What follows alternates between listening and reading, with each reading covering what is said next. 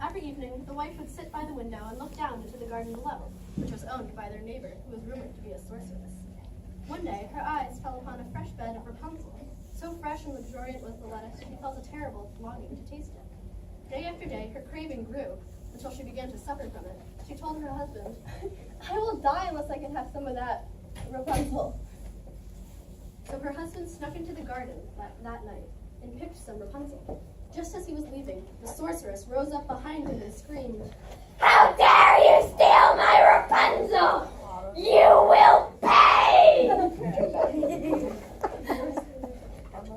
"Oh, have mercy! My wife is carrying our child, and she claims that she will die unless she tastes it." The sorceress considered his words. If what you say is true, you may take all the Rapunzel you need. But I will have the child that your wife. The frightened husband did not know what to say. Rather than see his wife die, he agreed to the witch's demand. And when the child was born, the sorceress appeared in the garden.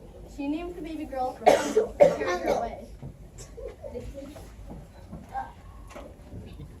The sorceress cared for the baby, seeing to her every need. Rapunzel grew to be a child of great beauty, with wonderful long hair. Her two best friends were the sorceresses Tiger and Cat.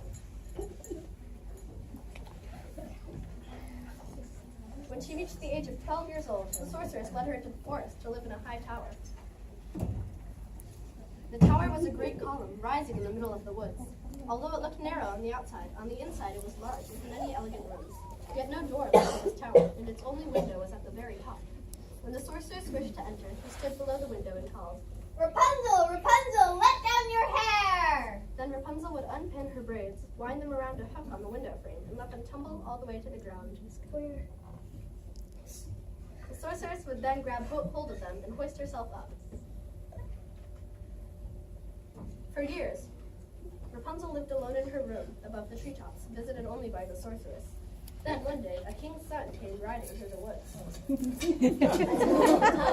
He heard a voice sweeter than any he had ever known. It was Rapunzel singing to the forest birds. Charmed by her voice, the prince fell deeply in love. He took the tower 10 times, then 20 times, but he could not find an entrance. How strange this tower is, he said to himself, and felt he would die inside it if he did not meet this stranger. He inquired at the nearest houses, where he was told that the tower belonged to the sorceress who was keeping a young girl shut away inside. Day after day, the prince returned, hoping to glimpse the girl whose sweet singing had made him so. One morning, he saw the sorceress appear by the window and call out, "Rapunzel, Rapunzel, let down your hair!" At once, the prince knew how he too might enter the tower. The next evening, he stood under the window and called, "Rapunzel, Rapunzel, let down your hair." Rapunzel, Rapunzel, let down your hair. Rapunzel's hair came billowing down. The king's son took hold of it and pulled himself up. "Oh my!" cried Rapunzel when the prince stepped through her window, for she had never set eyes on a boy before.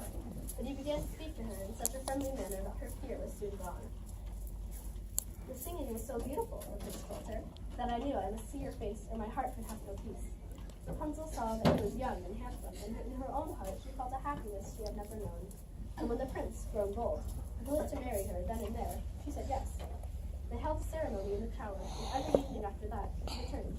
The sorceress, who came only by day, knew nothing of the prince's visits.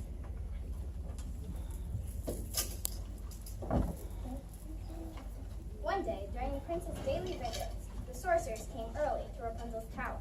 "Rapunzel, Rapunzel, let down your hair!"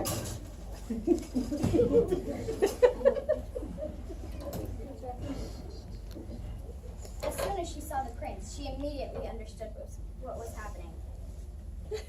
Instantly,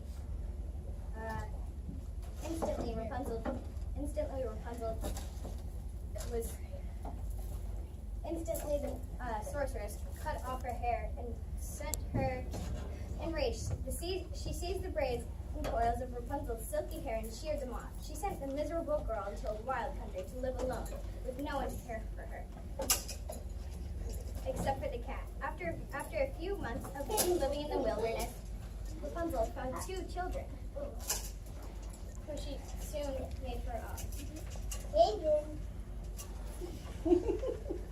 Back in the tower, the sorceress grabbed hold of the prince, and just as she was about to throw the prince out of the tower to his doom, Rapunzel's tiger, Scar, bit her with his poisonous fangs, and the sorceress immediately died. The prince then set out on a long journey to find his beloved Rapunzel. After a year of wandering in such misery, he came to the same wilderness where Rapunzel was living with the 2 children. There one day, he heard a voice so dear to him that he rushed towards it. Rapunzel saw him and opened her arms to him. He gazed at Rapunzel and the 2 beautiful children. He looked up into the hills beyond the rocky landscape and knew he was not lost. The prince had led his family out of the wilderness towards his kingdom, where they were received with great joy. And they all lived happily ever after.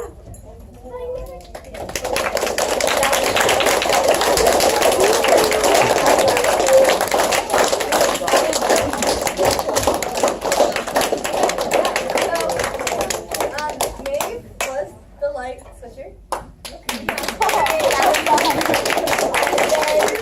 We had Sarah and Ari as the narrators. And us two, we as the parents. The parents. Addison and Zinedine as the children. Molly and Eva as the pets. There was Emma as the sorceress. Henry as the prince.